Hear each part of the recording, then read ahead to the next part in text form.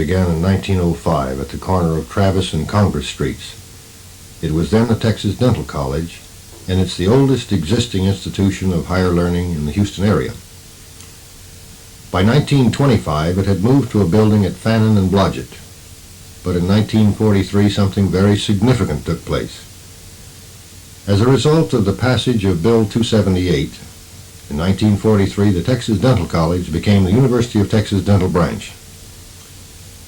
In 1955, the dental branch moved to the ever-expanding Texas Medical Center, bringing together men and women with hopes in the future, people who wanted to serve the community and the well-being of the people in it. As we move into this new building with some of the best educational and technical resources in the nation, we as a faculty have an obligation to look at what we do, how we do it, and then try to improve the whole process. We should be able to provide an educational program that is second to none if we will apply ourselves and not be afraid to change when change is indicated. That was Dean John Victor Olson speaking. He made those remarks to his faculty in 1955 when the opening of the new building took place. Among Dr. Olson's primary goals have been to train the students at the dental branch in two very basic but vital concepts: general practice and total patient care. It's been the faculty's objective to educate the student in how fundamental these concepts are to their individual growth and to the relationships of these concepts to the specialties of dentistry. The program supporting these concepts is an undergraduate curriculum which is self-directed and integrated. Integrated means that the content of the respective disciplines is arranged into 8 broad teaching topic areas instead of departmental courses. This is done to help the students see the correlation between the various disciplines. Students do not take courses such as biochemistry, dental anatomy, and physiology. Instead, the content is arranged into topics such as human biology, medical and surgical therapy, and prevention. Topics are divided into modules, the modules being units of related teaching material. Each module contains a description of the content, a study plan, a set of behavioral objectives, and a list of the learning resources. These may include videotapes, printed material, animal experimentation, and seminars, and foremost, human resources.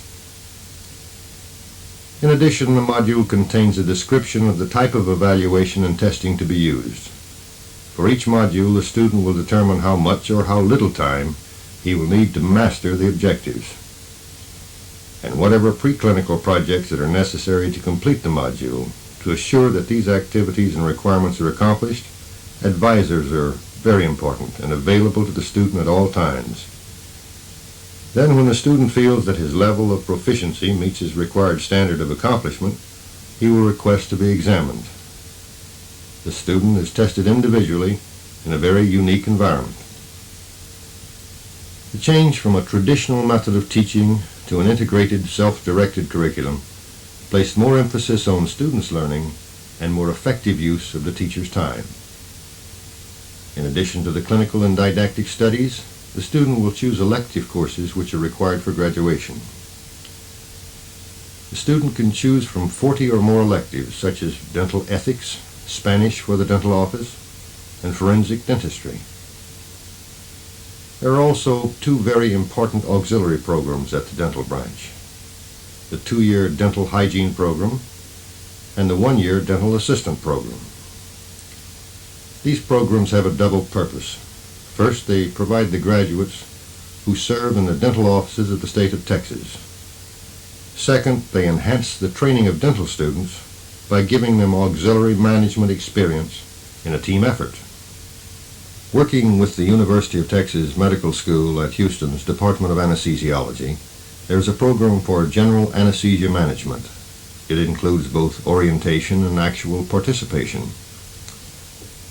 The dental student is assigned to a staffed anesthesiologist at one of the 4 cooperating area hospitals for a 1-week period. He learns about physical diagnosis, venipunctures, and intubations. monitors vital signs, and receives training in operating room procedure. The dental branch offers advanced education programs in 7 of the 8 recognized specialties of dentistry. They comply with the requirements of the American Boards of Endodontics, Oral-Pathology, Oral Surgery, Orthodontics, Pedodontics, Periodontics, and Prosthodontics. Approximately 100 students register for these programs each year, most of whom are in residence. Continuing dental education courses are designed and presented in response to the expressed needs of the dentist of Texas. Approximately 30 courses are presented each year. The focus of these seminars is updating the procedures and techniques for some of the practitioners within the state of Texas, with resulting benefits to the public. The University of Texas Dental Science Institute is the research arm of the dental branch, dedicated to excellence in multidisciplinary dental research. The Dental Science Institute is currently exploring periodontal disease, dental caries, and oral cancer. Their prevention, control, and the clinical aspects, as well as the effects of the treatment on the disease and on the patient's general health and well-being. The research programs are important to the overall teaching programs of the dental school. The dental branch cooperates with the Speech and Hearing Institute, along with other health disciplines, in the operation of a cleft palate team. The dental branch cooperates with the Graduate School of Biomedical Sciences in the training of some of the students who are enrolled in the Graduate School of Biomedical Science programs. The students work in the laboratories of the dental branch with its faculty. Another of the extensive programs of the dental school are those which are community-oriented. Dental students, graduate students, and postgraduate students rotate through a variety of clinical situations. These programs are senior dental students providing comprehensive care for patients who have mental or physical problems who must have special considerations. Richmond State School, Richmond, Texas, part of the Texas Department of Mental Health and Mental Retardation, a program for severely retarded patients. Dental students and pedodontic residents are actively involved in providing both emergency and routine dental care. Goodwill Industries, a program that provides dental care for the handicapped who are being rehabilitated in a vocation. Yet there is a similar care for those who are economically handicapped. At the San Jose Clinic, operated by the Houston-Galveston Catholic Diocese, under the supervision of the Sisters of the Incarnate Word, the dental branch with the Houston District Dental Society provides comprehensive dental care for patients from the low-income population of the area. Also contributing to the effort is the Junior League of Houston and the Women's Auxiliary of the Dental Society. Ben Taub, part of the Harris County Hospital District. Students and surgical residents rotate through the clinics providing emergency care and surgical treatment for traumatic and congenital defects. Laredo Webb County Health Department, Laredo, Texas. Still students working for others, providing dental care for the indigent residents and migrant workers and their families in the area. These students rotate for a 3-week period. Texas Children's Hospital. There's a dental clinic sponsored by the Junior League of Houston where pedodontic residents provide comprehensive treatment for patients who need care in a hospital setting. Through this clinic, dental hygiene students and dental assistants are also rotated for hands-on experience in rendering care to these patients. MD Anderson Hospital and Tumor Institute. This institution and the dental branch jointly operate a 2-year residency in maxillofacial prosthetics. Its objective is to give the graduate dentist training in the management of the head and neck cancer patient. A major portion of this training relates to the prosthetic replacement which is necessary following surgical treatment of cancer. The dental students rotate through the head and neck clinic at MD Anderson.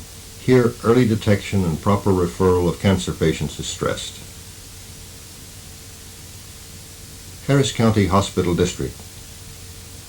Working in conjunction with hospital personnel, students will provide comprehensive care in a centrally located 12-chair dental clinic. Patient acceptance for treatment is determined by the hospital district using income as a factor. Houston Independent School District. The dental students visit the third grade of each elementary school every year. Films and slides are shown concerning good dental care. The children ask questions. The dental student gains experience in health education, and everyone seems to have fun.